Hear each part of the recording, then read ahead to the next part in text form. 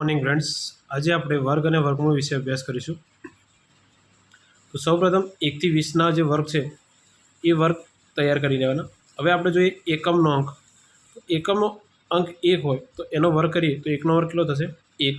2નો વર્ગ થશે 4, 3નો વર્ગ 9, 4નો વર્ગ 16 એટલે એકમનો અંક મળશે 6, 5નો વર્ગ 25 એટલે એકમનો અંક મળશે 5, 6નો વર્ગ 36 એકમનો અંક મળશે 6, 7નો વર્ગ 49 એકમનો અંક મળશે 9, 8નો વર્ગ 64 એકમનો અંક છે 4, 9નો વર્ગ 81 એકમનો અંક મળશે 1 અને 10નો વર્ગ 100 એકમનો અંક મળશે 0.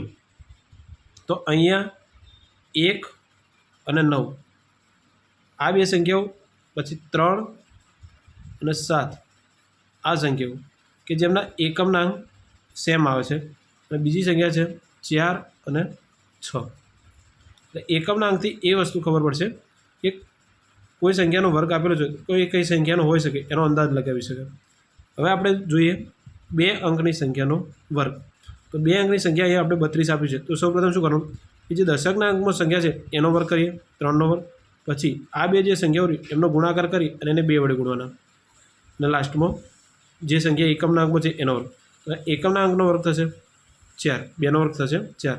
આનો ગુણાકાર તો 2 × 3 6 અને 6 દુ 12. તો 12નો એમ એકમનો અંક મુકાશે 2 અને 1 જશે વધીમાં, તો 3નો વર્ગ થશે 9 અને વધી આવશે 1 10, તો કેટલો થશે 1024. હવે બીજો વર્ગ કરીએ આપણે, ધારો કે 42નો. તો 42માં 4નો વર્ગ પ્લસ 2 × 4 અને × 2 પ્લસ 2નો વર્ગ. તો 4નો વર્ગ થશે એ પછી આપણે જોઈએ, પહેલાં અહીંયા જોઈએ 2નો વર્ગ 4, 4 દુ 8, 8 દુ 16, તો 16નો એકમનો અંક હશે 6 અને 1 જશે વધીમાં. 4નો વર્ગ થશે 16 અને 1 વધી આવે 17, તો થશે 1764. આ રીતે તમે કોઈ પણ સંખ્યાનો વર્ગ 2 અંકની સંખ્યા હોય એનો વર્ગ સરળતાથી કરી શકો. 46ના વર્ગનો જવાબ કોમેન્ટમાં જણાવજો. બધા ડિજિટ 1 હોય તો જ્યારે બધા ડિજિટ 1 હોય તો એ સંખ્યાનો વર્ગ કરવો હોય તો અહીંયા આપણે 11નો વર્ગ કરવો છે તો કેટલા 1 આપેલા છે 2 વખત, તો આપણે લખવાનું 1 2.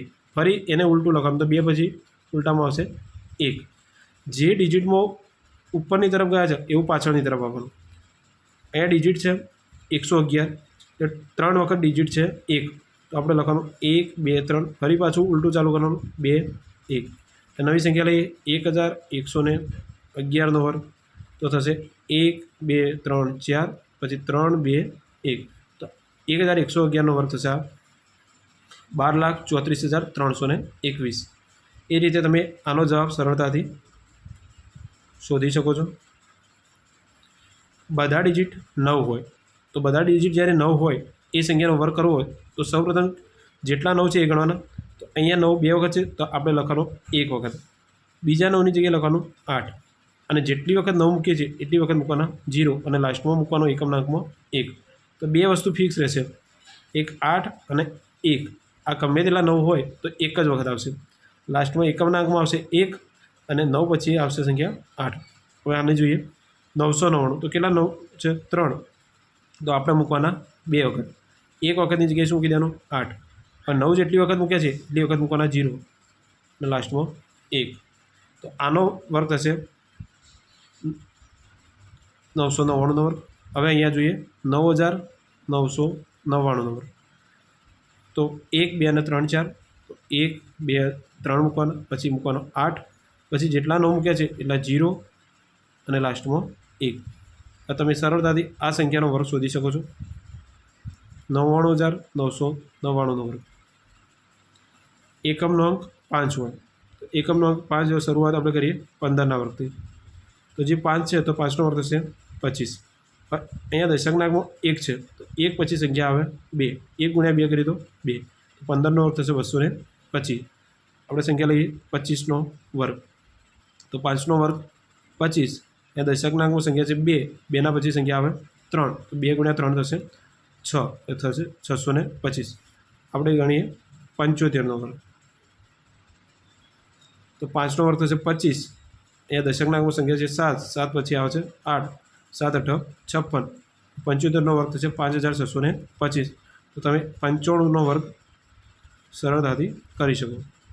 હવે આપણે જોઈએ દશાંશ ચિહ્નવાળી સંખ્યાનો વર્ગ. તો દશાંશ ચિહ્નવાળી સંખ્યામાં ધ્યાનમાં શું રાખવાનું છે કે કેટલા પોઈન્ટ પછી ડિજિટ છે. તો અહીંયા જોઈએ આપણે સાદી સંખ્યા લઈએ 12નો વર્ગ, તો 12નો વર્ગ થશે 144. અહીંયા આપણને સંખ્યા આપેલી છે 1.2. હવે પોઈન્ટને ધ્યાનમાં ન લઈએ તો આપણે કોણ દેખાય છે સંખ્યા 12. તો 12નો વર્ગ કેટલો થશે 144. અહીંયા પોઈન્ટ પછી કેટલા અંક છે 1. તો આપણે જ્યારે વર્ક કરીએ તો પોઈન્ટ પછી કેટલા આવશે 2. તો 1, 2 અને અહીંયા આવશે પોઈન્ટ. એટલે 12નો વર્ગ થશે 144. 1.2નો વર્ગ થશે 1.44. આ 75નો વર્ગ છે એ આપણને ખબર છે કેટલો થાય છે 5625. કઈ રીતે? તો 5નો વર્ગ 25, 7ના પછી કોણ આવે 8, 7 8 56 એટલે 5625. તો હવે આપણે 0.75 છે તો એ પોઈન્ટને આપણે ધ્યાનમાં ના લઈએ તો આપણે સંખ્યા કેટલી છે 75, તો 5625. પણ પોઈન્ટ પછી કેટલી સંખ્યાઓ છે 2. તો આપણે પોઈન્ટ પછી હવે વર્ગ થશે એટલે કેટલી થઈ જશે 2 ના ડબલ 4, 1 2 3 ને 4 એટલે 0.5625. હવે 9નો વર્ગ બધાને ખબર છે 81. પણ અહીંયા 0.009 એનો વર્ગ કરવાનો છે. તો પહેલાં આપણે 9નો વર્ગ કરીએ 81. હજુ એ પોઈન્ટ પછી કેટલી સંખ્યાઓ છે 1 2 અને 3. તો 3 છે તો એના ડબલ કેટલા થશે 6. તો 1 2 3 4 5 અને 6. તો અહીંયા આવશે 0. તો 0.00081 થશે. એટલે પોઈન્ટ પછી કેટલા ડિજિટ થઈ ગયા 6. તો જ્યારે દશાંશ ચિહ્નવાળી સંખ્યાનો વર્ગ કરતા હોય તો પોઈન્ટ પછી જેટલા ડિજિટ આપ્યા હોય એના કરતાં વર્ગમાં ડિજિટ ડબલ થઈ જશે પોઈન્ટ પછી. Thank you.